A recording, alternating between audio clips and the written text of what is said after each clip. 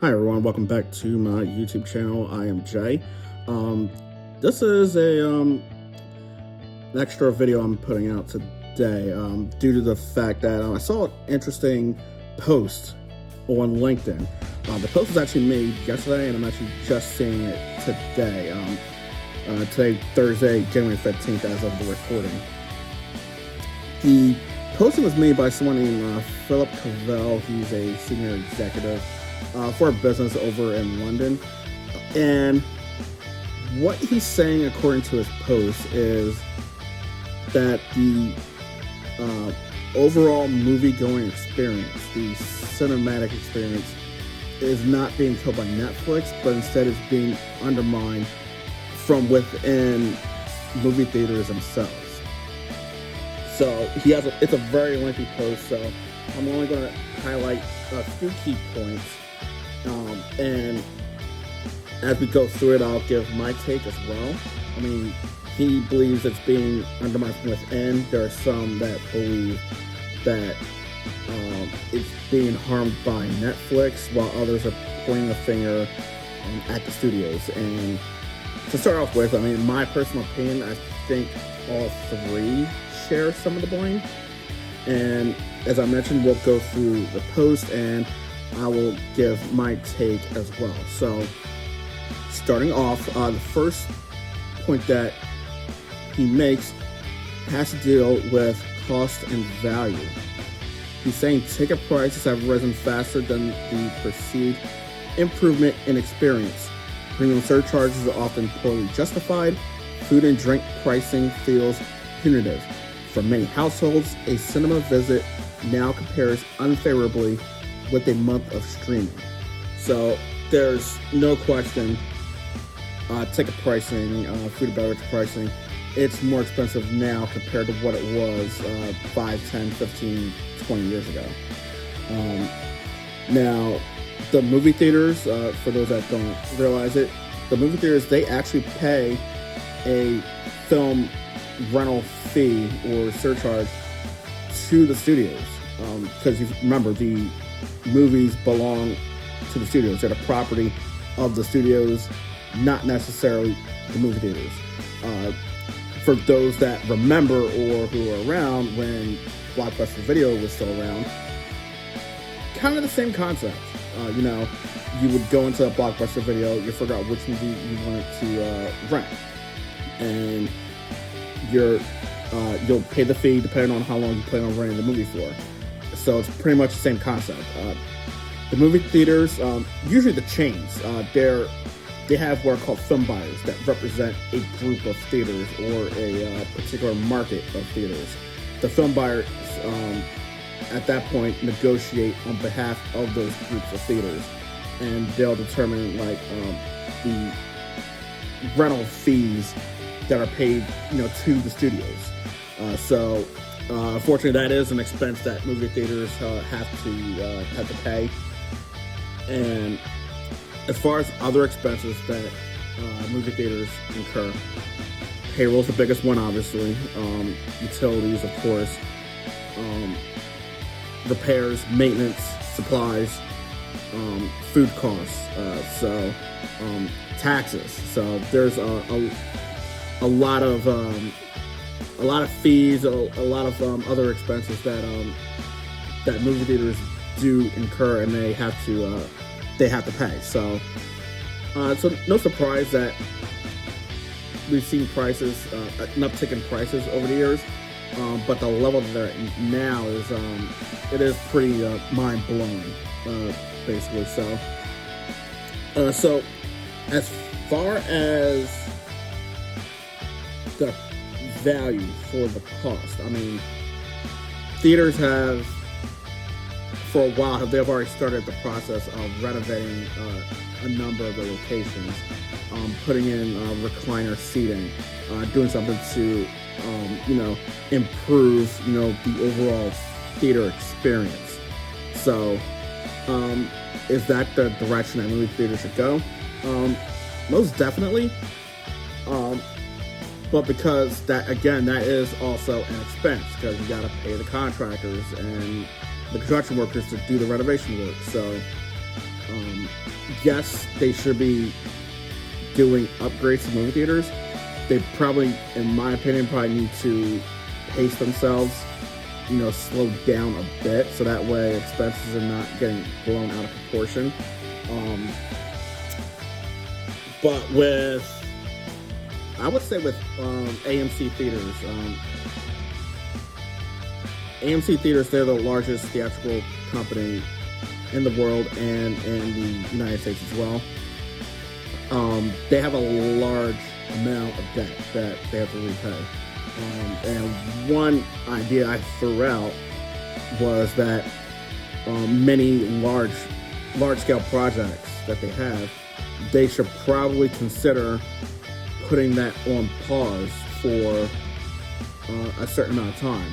That way, they can focus on repaying or paying down as much debt as possible, and then resuming a lot of those major projects that are in the pipeline.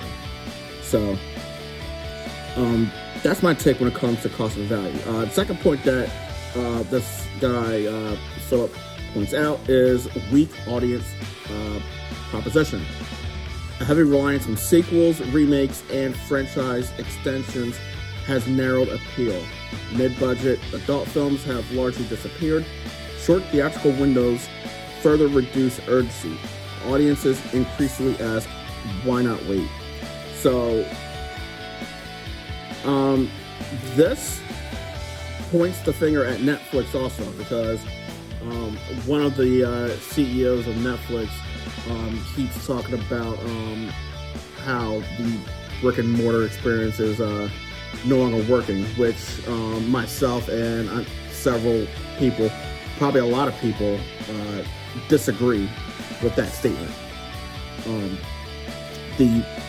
When studios produce movies and put the movies out, the best way to make money, recoup most of the money, is for a theatrical release.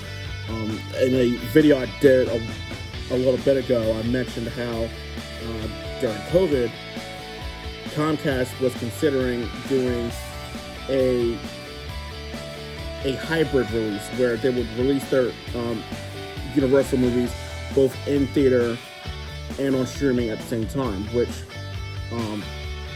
would have had a bad idea written all over it. It would have definitely cut into potential income for the movie theaters, which is why AMC threatened to boycott all Universal Studios movies from all their locations.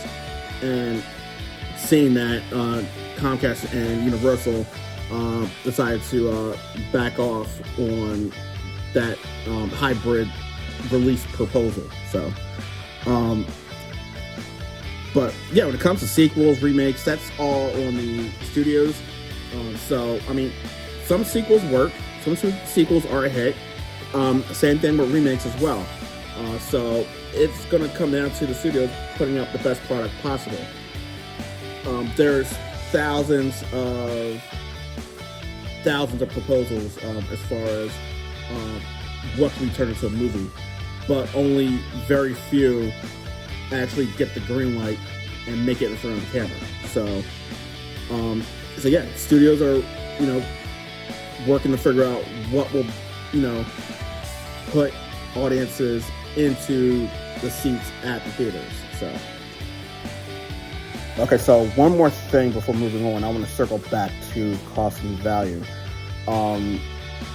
The movie theaters also need to control expenses as much as possible. I mean, the studios, they should find ways to manage their costs.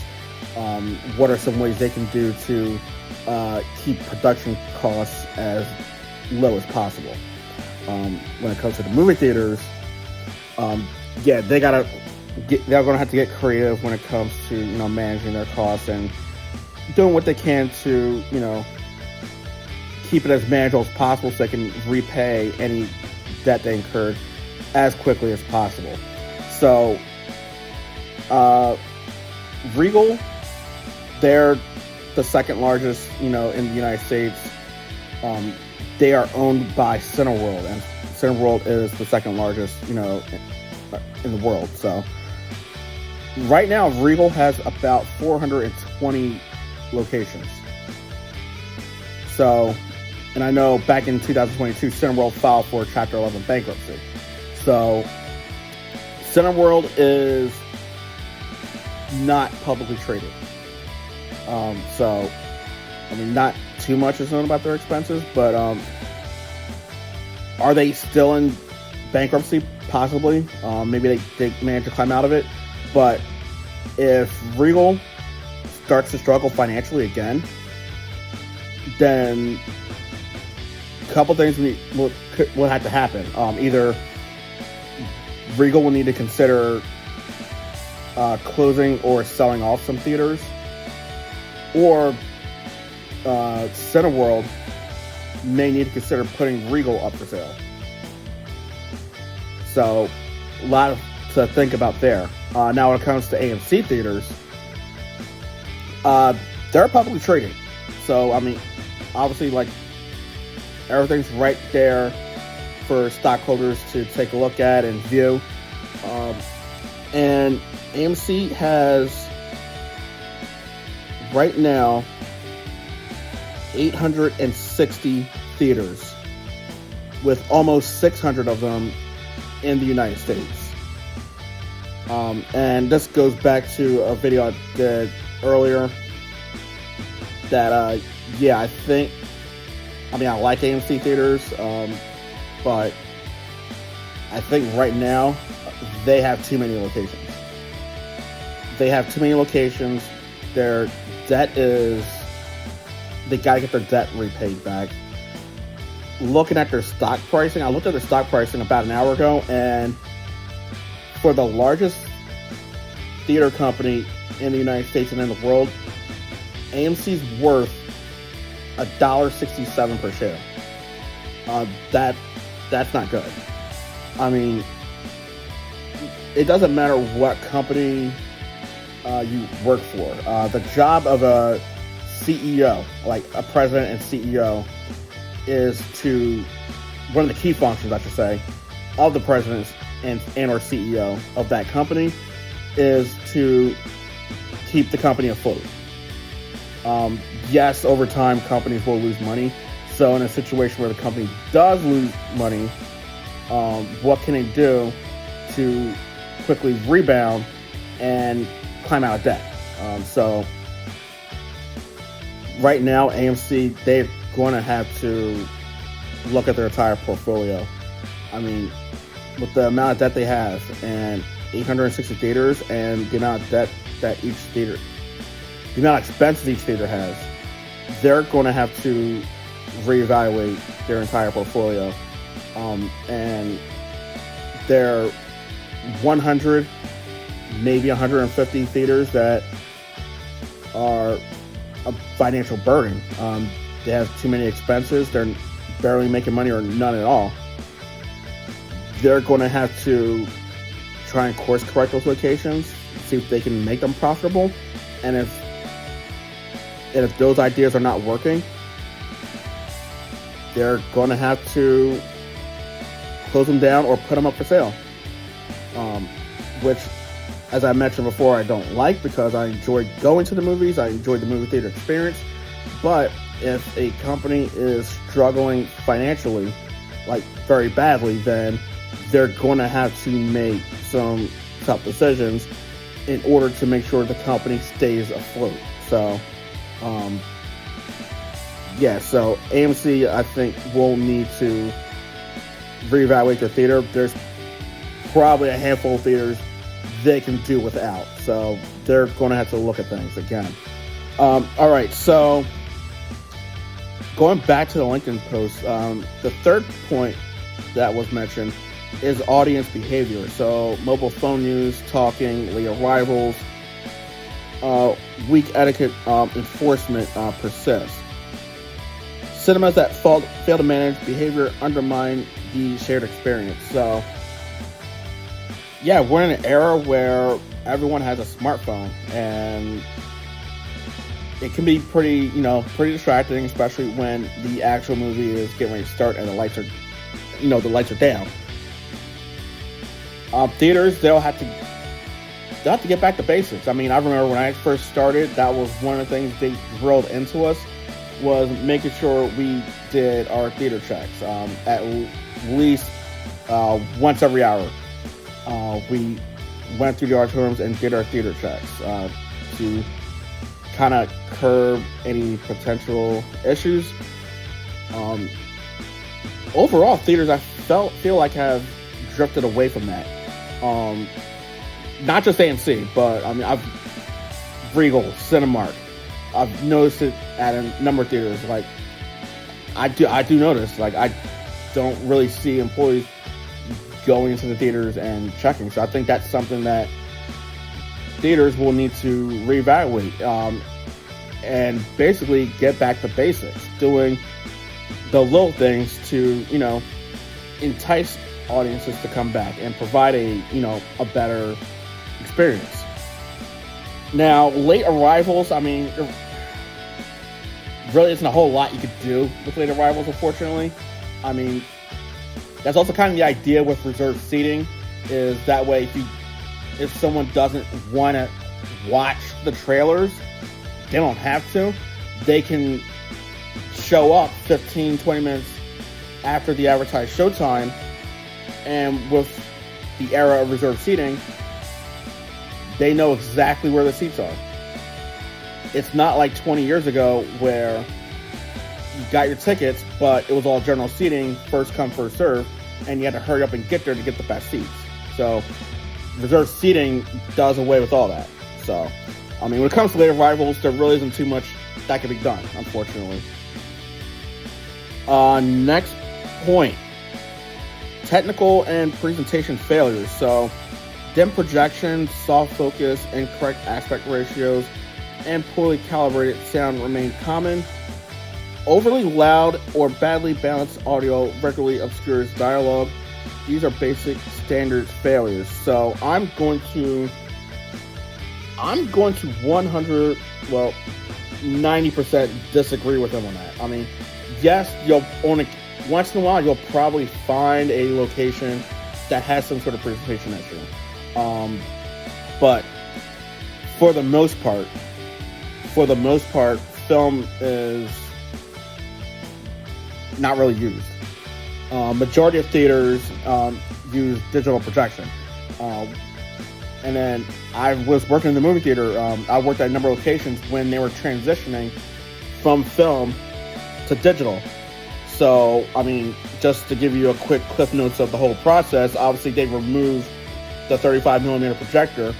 They hook up and install the digital projector, and the technicians, they do a lot of calibration work to make sure image is correct, make sure audio is correct and balanced, etc. So, and then depending on the theater or the theater chain, technician will do preventive maintenance, and they check up on stuff like that. So, and again, in this era where we're in digital cinema, I mean, there's two types of digital projectors. We have xenon digital projectors that I like to call, because those digital projectors run off of xenon bulbs, which is how light is projected onto the screen. So, I mean, there's some pros with the xenon digital projectors, and there are some cons, obviously. But the other kind of digital projectors are the laser projectors, which they are rolling out. I know AMC's been installing laser projectors at a number of their locations. So with the laser projectors, it's exactly what it sounds like. There are no xenon bulbs. The light source are lasers that are in the projector themselves. So when it comes to the brightness of the picture, that should not be an issue. When it comes to how sharp the picture is, that's no longer an issue. So when it comes to technical presentation failures, I think Yeah, once in a while there could be an issue at a random theater or a random auditorium, but I think he's the person that made this LinkedIn post. I think they're blowing that out of proportion quite a bit. So, next point is comfort, cleanliness, and maintenance. So, worn seating, sticky floors, poor ventilation. Again, I mean, many theaters have been renovated. They now have reclining seating. They have reserved seating. You mentioned sticky floors, so I don't know if maybe he had a poor experience in the theater, but I mean, there are a number of theaters that utilize carpet. There are some theaters that still have some sort of hard surface in the seating area. When it comes to sticky floors, I have not experienced that in a long time. So, and cleanliness was definitely at the forefront and focused heavily, especially, coming out of the COVID-19 pandemic. So, which leads to his last point, which is hygiene, safety, accessibility. So, again, theaters, I feel as though, have done a good job when it comes to focusing heavily on making sure, the auditoriums and all the other areas throughout, their facilities are clean and meet or, exceed expectations. Yeah, so to kind of wrap everything up, so, I mean, when it comes to managing expenses, yes, theaters should do better to manage their expenses versus making too many cuts, which would diminish the experience. So theaters, I think, can do a better job of managing their expenses. Same thing with the movie studios. When it comes to, obviously, making sure everyone has the best possible experience. Yes, movie theaters can do better with, making sure, they're doing, auditorium checks and, making sure people are not on their cell phones, not talking, etc. As far as product, I mean, that falls on the studios. The product falls on the studios. So, I mean, they have to get creative and then put out, good movies appealing movies that will draw audiences back to the movie theaters. It comes to the overall environment as far as cleanliness and overall movie presentation. I personally haven't had any issues in quite a while. Many theaters I've gone into have been clean. Presentations have been incredible. So I think that point that this LinkedIn post pointed out, I think that was blown out of proportion. Because, I mean, many movie theaters have digital projectors now. Whether it's the Xenon digital projectors or the laser projectors. The overall presentation is much better versus what it was about 20 some odd years ago. And then we're also in an era where you have different premium large format options available. So you have IMAX, you have Dolby Cinema, AMC also has AMC Prime, Regal has RPX, Cinemark has Cinemark XD. So there's all kinds of different options and unique ways to view movies. So when it comes to, the overall environment as far as cleanliness, I haven't run into an issue. When it comes to presentation, I think the movie theaters are doing a great job. So I'm going to disagree with the person that made the LinkedIn post. Now, when it comes to the theatrical window, I'm putting the blame on a little bit on the studios for like them trying to shorten it a little bit more, but I'm putting a lot of the blame on Netflix. I'm pointing the finger right at Netflix on this one, because of what, one of their CEOs keeps saying how, quote unquote, brick and mortar doesn't work anymore. Brick and mortar definitely works. Going out to the movies is still a thing. if you try taking a major theatrical release, I mean, let's say for example, Netflix's proposal to take over Warner Brothers gets approved, and let's say Warner Brothers decides to make another Conjuring movie. If Netflix decides to not release Conjuring in theaters and instead put it straight to Netflix, they're going to lose a lot of money. The movies absolutely have to get released in the movie theaters, and they need time to stay in theaters until they run its course. And then once it's run its course, then you would start pulling it from the theaters, wait a little bit, and then release it to streaming. So the CEOs over at Netflix, they need to reevaluate and rethink what they're talking about. So that's kind of my take on this LinkedIn post I saw. After reading it, I knew I had to do a quick video and share my thoughts and opinions on it, because this person is blaming, from what it sounds like, he's blaming the movie theaters and maybe a little bit on the studios. I say it's a little bit on the theaters, a little bit on the studios, and a good amount geared towards streaming, especially Netflix. So there's equal blame to go around, and all three will need to figure out to make things better. Yes, all three have done things right, as I pointed it out, but there are things that all three need to improve on. So that's kind of my take on, my opinion on,